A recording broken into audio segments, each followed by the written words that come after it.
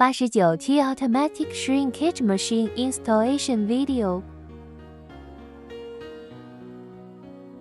Remove wooden base and install 4 feet. Open the door and take out the accessories. Remove the rear cover and upper cover of the instrument, respectively, with the Phillips screwdriver.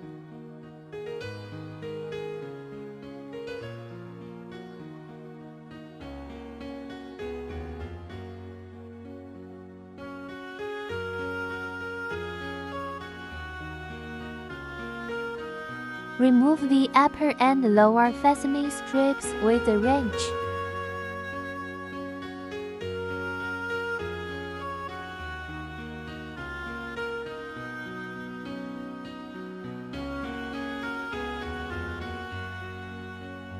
Install the belt.